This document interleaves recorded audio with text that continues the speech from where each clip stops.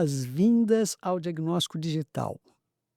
Eu sou o Gabriel Graça, sou psiquiatra, né, e estamos aqui para conversar sobre a síndrome do intestino irritável, que é o segundo cérebro, e que tem uma conexão muito mais íntima com o funcionamento cerebral e psíquico do que você imagina. E para isso nós estamos aqui com a nutricionista Sandra Camanho, que vai nos explicar um pouco melhor, um pouco mais, sobre um transtorno que tem uma prevalência entre 10 e 15% da população, ou seja, não é pouco, né. Sandra, bem-vinda, obrigado por estar aqui. Obrigada, o prazer é meu por estar aqui com você, falando de uma síndrome tão importante, com um diagnóstico difícil e que já foi bem negligenciado, mas hoje a gente vai falar tudo sobre essa síndrome que, como você disse, acomete tanta gente. Então vamos lá. A síndrome é tão importante que ganhou até um dia no calendário, que é o dia 19 de abril, né, o dia da síndrome do intestino irritável, e a gente, para falar sobre esse caso, vamos explicar um pouco o que que é a síndrome do intestino irritável.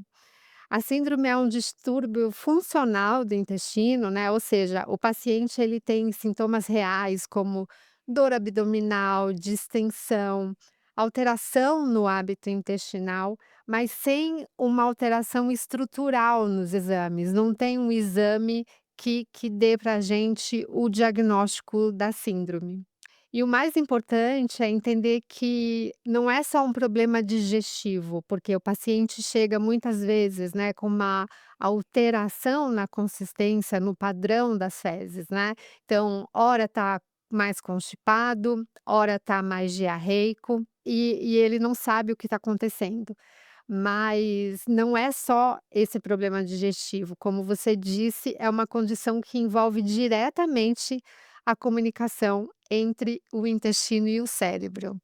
E como a gente sabe, o intestino não é Vegas, né. Tudo que acontece no intestino tem repercussão no corpo todo. Então, intestino não é Vegas, que o que acontece em Vegas fica só em Vegas. E me fala um pouquinho dessa conexão, né, dessa relação, eh, como é que o intestino afeta o cérebro, né, porque é muito comum, há uma associação muito grande entre a síndrome do intestino irritável e sintomas como depressão e ansiedade, né. Nós sabemos que o intestino é o segundo cérebro, né, que vários dos neurotransmissores cerebrais também estão presentes no intestino, né, mas como é que você enxerga essa associação? A síndrome precisa contemplar os critérios de Roma 4 e o sintoma mais importante é a dor. O paciente precisa sentir dor pelo menos uma vez por semana nos últimos 3 meses. E além da dor, outros sintomas precisam estar associados também. Mudança na frequência das evacuações e mudança na forma das fezes. Existem síndromes do intestino irritável padrão constipado e padrão diarreico. Então, pode ter uma alternância na consistência das fezes, mas o paciente pode ter mais prevalência da constipação ou da diarreia. Entendi. Então aquela pessoa que quando fica nervosa tem uma diarreia, quer dizer, isso não se encaixa na síndrome do intestino irritável. Não, não. A pessoa precisa ser uma coisa recorrente, precisa ter sintomas recorrentes. Então ela precisa sentir essa dor, abdominal, pelo menos uma vez por semana, nos últimos 3 meses. Uhum, Precisa ter essa recorrência para esse diagnóstico ser fechado como síndrome do intestino irritável. Agora, se ela tem uma diarreia eventualmente, primeiro a gente tem que olhar para a alimentação dessa pessoa, né. O que uhum, que ela está comendo, o que que ela está deixando de comer, e também a gente sabe que o intestino, ele tem, conexão com o cérebro e às vezes pode ser algum fato na vida do paciente pode estar afetando esse intestino também, tem que olhar para o cérebro, né, doutor? sem dúvida, sem dúvida. É, essa é uma conexão muito íntima, né. E Sandra, quais seriam eh, quando uma pessoa vem ao seu consultório, né, preocupada com o seu funcionamento intestinal, com esse padrão de heterogêneo, vamos chamar assim, a dor, né. Quando ela comparece ao seu consultório preocupada com isso, você como profissional, você vai fazer uma espécie de raciocínio clínico para um diagnóstico diferencial, vai? Quer dizer, será que é mesmo uma síndrome do intestino irritável ou o que mais poderia ser, né? O que que lhe ocorre como profissional nesse momento? Então, quando o paciente chega ao consultório, a gente precisa fazer uma anamnese muito completa, né, para a gente entender como que é o padrão alimentar desse paciente, né. A gente vai mexer com o que ele acredita ser uma coisa simples, que é a alimentação, mas que esse padrão pode estar escondendo algum erro, né, algum padrão errado no comportamento alimentar, que pode estar provocando esses sintomas nele, né. Ou muitas vezes uma doença, ou que ele vai vir a ter uma doença por causa desse padrão alimentar. Então a primeira coisa que eu faço, além de saber, claro, do histórico familiar, né, para a gente descartar, esse histórico de doenças, né, eu pego toda a rotina alimentar dele, que é o que a gente chama de recordatório alimentar. Então, da hora que ele acorda até a hora que ele vai dormir, eu quero saber o que que ele comeu nesse dia. E quando eu tenho esse recordatório, eu consigo fazer o diagnóstico da alimentação dele, um diagnóstico preciso da alimentação dele, saber quais erros ele comete, porque as pessoas se alimentam, rotineiramente, né, e muitas vezes não sabem que estão cometendo erros.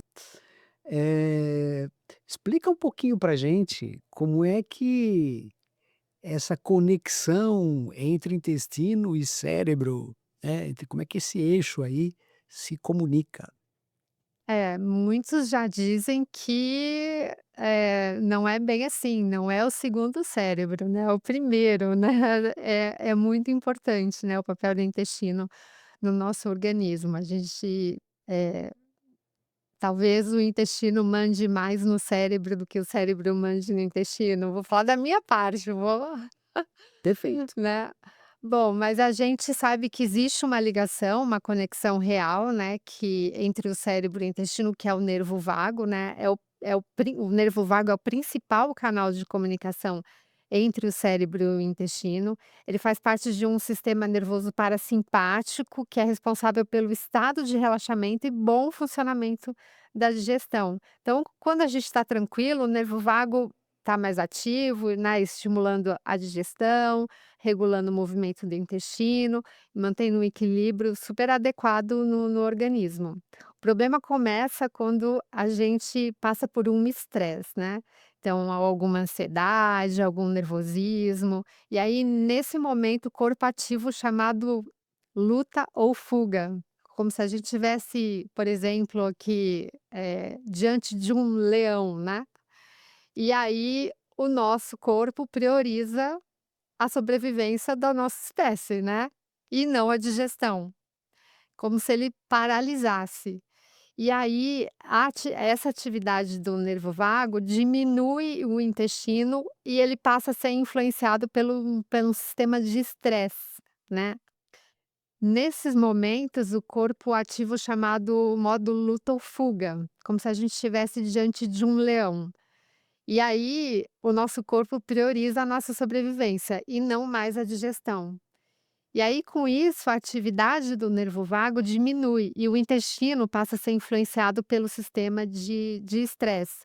Por isso que, nesse momento, muita gente sente aquela vontade de ir ao banheiro. E aí vem a diarreia. Existe uma conexão direta, porque nós estamos falando em nervo vago e sistema parasimpático, que praticamente faz a conexão do cérebro, né, com o intestino e também com outras, com outros sistemas orgânicos, né. Eh, o que que você, na prática clínica, faz por esse paciente? Então, o tratamento para a síndrome do intestino irritável, ele precisa ser individualizado, muito individualizado, principalmente integrado, muitas vezes, com o psiquiatra. Não tem uma abordagem única que funcione para todos os pacientes, porque a gente está lidando com uma condição que envolve justamente o intestino, o cérebro e o comportamento. Então, do ponto de vista nutricional, a alimentação tem um papel central, lógico. Muitos pacientes apresentam sensibilidade a alimentos fermentáveis, né? O que que são os alimentos fermentáveis? Hã, por exemplo, o brócolis, o alho, a cebola, né, são alimentos fermentáveis. E aí a gente lança e aí a gente entra com uma estratégia que a gente chama de dieta low FODMAP. É uma estratégia que a gente retira todos os alimentos fermentáveis da dieta do paciente, são muitos, pelo menos durante 4 semanas. É uma Uhum. limpeza na alimentação desse paciente. E depois dessas 4 semanas, vai de 4 a 8 semanas, mas vamos considerar 4 semanas. A gente vai retomando com a alimentação, vai reintroduzindo esses alimentos um a um, para a gente ver qual desses alimentos geram sintomas nos pacientes, né. Então essa é uma estratégia.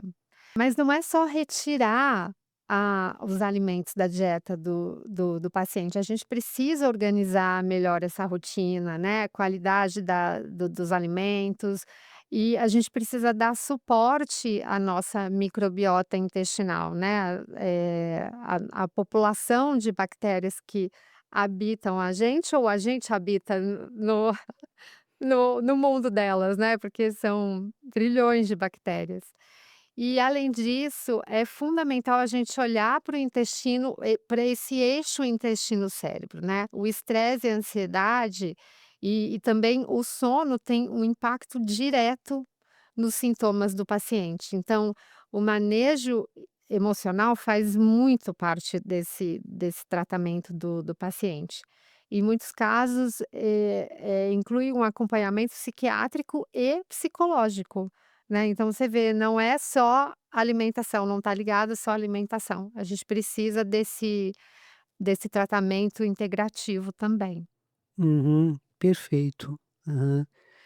E, na sua percepção, os pacientes que chegam têm noção quer dizer, qual que é o papel da informação, né, que o profissional precisa exercer ali ao atender um paciente, para que ele compreenda, né, o tipo de abordagem ao qual ele tem que se submeter para ter alívio nos seus sintomas. Então, a gente fala que a informação liberta, né. É muito importante o paciente entender, compreender o que acontece com ele.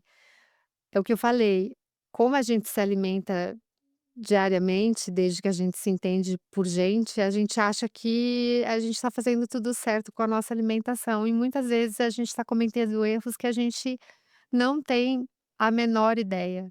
Então, o meu papel como nutricionista é falar sobre uma coisa que o paciente acha que ele sabe, e muitas vezes ele não sabe. E quando ele recebe a informação, ele consegue compreender melhor o que está acontecendo e consegue aceitar melhor a minha conduta. Então, a informação é fundamental. E é muito comum o paciente achar que sabe, que está comendo bem. Eu recebo muito paciente que chega e fala: "Eu me alimento muito bem". E aí eu penso comigo: "Vamos ver". E depois de um recordatório alimentar, eu viro para ele e falo: "Olha só, o que você está fazendo com o seu café da manhã não está certo", que é muito comum, um erro muito comum acontecer, do paciente já começar o dia errando no café da manhã, ou muitas vezes no final da tarde também é muito comum. Então, eh a informação é fundamental, assim, a minha consulta a gente conversa bastante, eu explico, exemplifico muito para o paciente todas as questões para ele aceitar, porque afinal de contas eu estou mexendo numa coisa fundamental que é a alimentação dele, né. E mudar os hábitos alimentares é muito difícil. Uhum. As mudanças de hábitos são sempre muito desafiadoras, né. Muito desafiadoras. E assim, a gente encontra às vezes, assim, bastante resistência do paciente para mudar hábito. E assim, mudar hábito para fazer uma dieta, né, às vezes, uma questão de estética, tudo bem, né. Agora tem paciente que de fato precisa mudar por uma questão de uma doença, de uma enfermidade, né, então eh, aí não tem muita escolha, mas aí quando o paciente entende o problema dele, ele aceita mais a conduta. Uhum. E Sandra, me diga uma coisa, a síndrome do intestino irritável, ela pode evoluir para doenças mais graves? Não que não seja, disfuncional, você ter uma síndrome do intestino irritável é muito disfuncional, né, do ponto de vista mesmo da conciliação das atividades do cotidiano, né, com o seu funcionamento intestinal. Mas existe a possibilidade do paciente evoluir de uma síndrome do intestino irritável para algo mais grave? A síndrome do intestino irritável, por si só, ela não vai evoluir para doenças mais graves, né, como câncer ou as doenças inflamatórias intestinais. Ela não é uma doença progressiva nesse sentido, mas também não significa que ela não deva ser tratada de maneira correta, né, porque quando ela não é bem manejada, né, ela pode levar a um ciclo de piora dos sintomas. Então, por exemplo, um aumento na inflamação de baixo grau, né, alteração na microbiota, maior permeabilidade intestinal, e aí passa a atravessar a barreira intestinal, o que não deveria.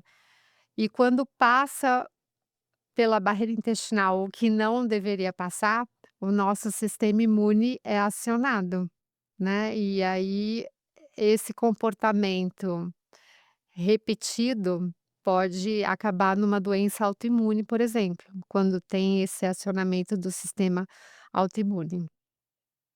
E aí tudo isso pode impactar claramente na rotina, na qualidade de vida do paciente. E aí vai afetar sono, vai afetar humor, vai afetar a produtividade e até a qualidade de vida social, né, do paciente. E então, embora não evolua para algo mais grave do ponto de vista estrutural, é uma condição que precisa sim de acompanhamento e uma abordagem adequada.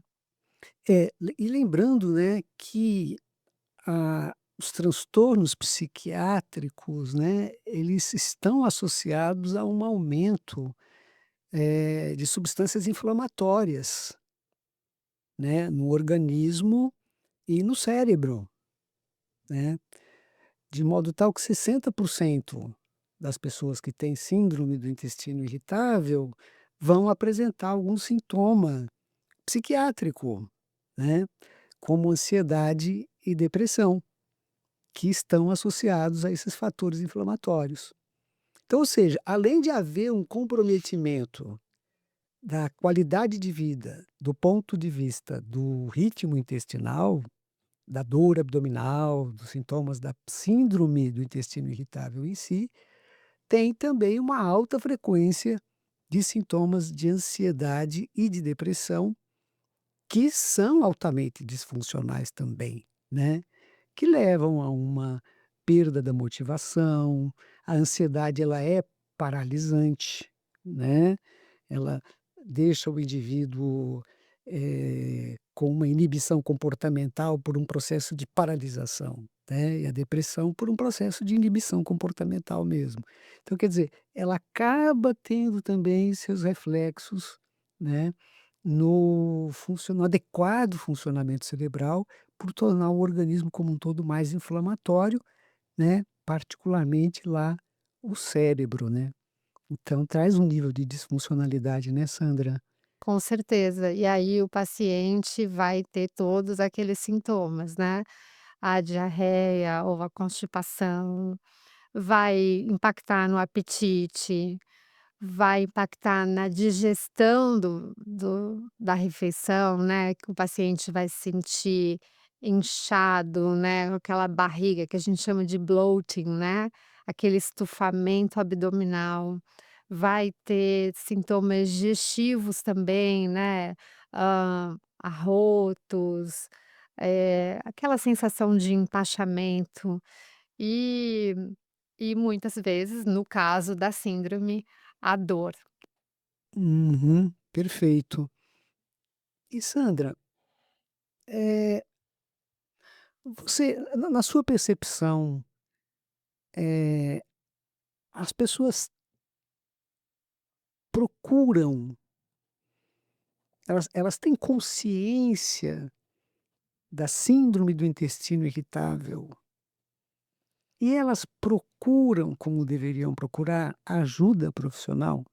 Porque assim, se a gente fizer as contas, são 20 milhões de brasileiros, né. O Brasil tem 200 milhões de habitantes, é isso? Tô certo? Acho que Ou tô sim. atrasado? Não sei. Mas vamos lá, pelo menos 20 milhões de habitantes, né, pelos estudos estatísticos, vão ter a síndrome do intestino irritável, né.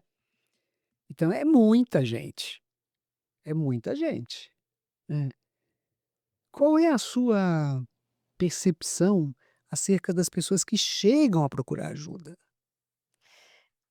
Então, as pessoas não procuram, a nutricionista já com essa ideia da síndrome, né, elas a maioria desconhece a síndrome do intestino irritável, embora hoje já se fale muito nessa síndrome. Mas a pessoa procura com os sintomas, a pessoa procura com uma diarreia ou uma constipação, e até é engraçado porque esses dias eu atendi uma paciente e ela tinha problemas de constipação e ela disse assim: "Eu tenho uma constipação hereditária, genética". Aí eu disse assim: a constipação não é genética. Não, doutor, o paciente, ele não chega no consultório dizendo que pode ter a síndrome do intestino irritável. Ele chega com sintomas da síndrome, né. Então ele chega com uma constipação, com uma diarreia, e esses dias, eu até atendi uma paciente que me disse uma coisa curiosa. Ela falou: "Eu tenho uma constipação genética, porque a minha família inteira é constipada". E aí eu disse para ela: "Não, você não tem uma constipação genética, a constipação não é genética, não pode ser genética. você tem ela pode ter um uma característica funcional, né, mas ela é provocada pela alimentação. Então, o paciente ele não tem essa noção ainda da síndrome, embora muitas pessoas já falem sobre a síndrome, o paciente ainda não tem essa noção. É curioso, né, tem uma linha de compreensão do funcionamento mental que é a psicanálise, né, da psicodinâmica, né. E a psicodinâmica ela fala, do aprendizado ou do desenvolvimento psicológico diante do controle das fezes, diante da evacuação. Que a criança aprende em dado momento, quando ela começa a ter um controle esfincteriano, né, que o cocô dela controla o ambiente ao seu redor, né. Controla o papai, controla a mamãe, né. E tem muitos psicanalistas que associam a eliminação do cocô à raiva, né. Então, como se eliminar o cocô fosse uma coisa que deixasse os pais com raiva. Porque aí tem que limpar a fralda, porque aí tem que trocar a fralda, e acabou de trocar a fralda, o bebê vai lá e faz cocô de novo, né. E da importância do pai e da mãe, não só lidarem com isso com tranquilidade, como expressarem para o bebê que é bonitinho ele fazer cocô, né, que é desejável que ele faça cocô, que o cocôzinho dele é muito bem-vindo inclusive, né. Então, parece haver uma associação, né, entre fazer cocô e se sentir amado, mesmo fazendo cocô. Interessante isso. Interessante isso, né, É. que o pessoal usa assim muito: "Ah, o cara fez merda". Não é assim que as pessoas falam: "Ah, fulano fez uma merda", né. É uma conotação ruim, né, Ruim, pejorativa, né. pejorativa, negativa. Sim. Quando, na verdade, seria muito interessante que os pais festejassem quando o filho faz cocô, né, porque ele fez cocô, aquele negócio cheira mal, tem que ir lá trocar, dá mais trabalho, mas a criança se sente plenamente aceita e amada porque ela fez cocô. Então tem toda uma teoria também psicanalítica em torno dessa questão Olha, do cocô e da importância disso na formação psicológica, né, na estruturação psicológica desse bebê, né. e aí não é genético, né, mas vem, né, pode vir aí desde que a pessoa nasceu, Da né, experiência mas aí, assim, emocional, uma né. experiência emocional impactando, né. É, da experiência emocional. Com certeza tem uma parte, hã, psicológica, emocional, isso não tenho dúvida. Mas tem uma questão importante também quando a gente fala de intestino, que as pessoas acham que elas podem mandar no intestino delas. Então, elas podem mandar o intestino funcionar a hora que elas querem que ele funcione, ou não, ou bloquear o intestino para ele não funcionar a hora que elas não querem que ele funcione, e isso pode trazer prejuízos, né. Então, por exemplo, é muito comum, as mães de meninas, e elas vão lembrar disso que eu estou falando, dizerem para suas filhas, né: "Não usa o banheiro público, não usa o banheiro da escola, deixa para usar o banheiro aqui em casa". E isso é muito ruim para o intestino, porque o intestino não tem um horário específico para funcionar, ele precisa funcionar a hora que precisa funcionar, a hora que tem demanda para ele funcionar. Então, essa coisa de não usar o banheiro fora de casa, isso provocou um problema na nossa sociedade, principalmente nas mulheres, né. Então assim, quero dizer, usem os banheiros populares, usem o banheiro fora de casa, a hora que teu intestino dizer para você que ele vai funcionar. Não bloqueie o seu intestino, porque você pode ter problemas por causa de justamente por causa disso. Pois é, aí eu vou compartilhar uma coisa, eu fui a vida inteira constipado. Constipado a vida inteira, anos de constipação. Bom, no tive um câncer de intestino que estava associado à constipação, né, porque é um dos fatores de risco, né. Aí foi feito lá um ressecamento, uma retirada do câncer, uma retirada de um pedaço do intestino. Dali para frente, eu comecei a evacuar normalmente. Gente, eu achava a coisa mais espetacular do mundo fazer cocô normalmente. Deu vontade, vai e faz, Exatamente, é assim que tem que ser, né. é assim que tem que ser. E aos 40 e quando foi isso, meu Deus do céu? Foi há 7 anos atrás, né, portanto foi aos 53 anos. Eu fiquei tão feliz de ter um intestino que funciona direitinho, né, e parece uma coisa, assim, prosaica, né. E olha como você está dizendo, eu fiquei tão feliz que meu intestino funcionou, olha a conexão intestino-cérebro, né. Pois é. Felicidade e intestino funcionando, porque existe Gente. até um nome para quem tem constipado, que é o enfesado. Enfesado significa o quê? A pessoa está constipada, É, então tem é. tudo a ver. Tem tudo a ver, tem tudo a ver.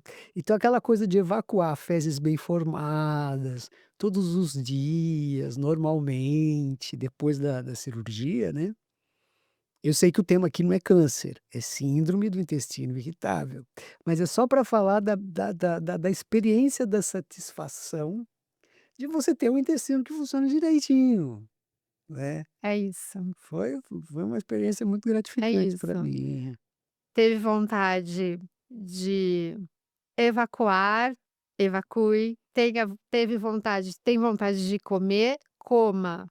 Não tem fome, não coma. A gente precisa aí respeitar, né, as nossas vontades, deixar o corpo funcionar na maneira que fisiologicamente, na maneira que deve funcionar, não atrapalhar essas funções fisiológicas do nosso corpo, né. Perfeito, Sandra. Olha, gratidão, muito obrigado por você ter vindo, estado aqui conosco para falar de um tema tão importante que existe um dia para celebrar isso, para fazer as pessoas se lembrarem que isso existe, né. Então, Eu que ah, agradeço e, claro, vou falar para as pessoas que estão ouvindo a gente, comam comida de verdade, como diz o meu mestre Murilo Pereira, desembale menos e descasque mais. perfeito. Então, a produtora Kumaru, eu também agradeço muito pela sua presença aqui, compartilhando o seu conhecimento conosco. Muito obrigado. Obrigada a você. Para Bye.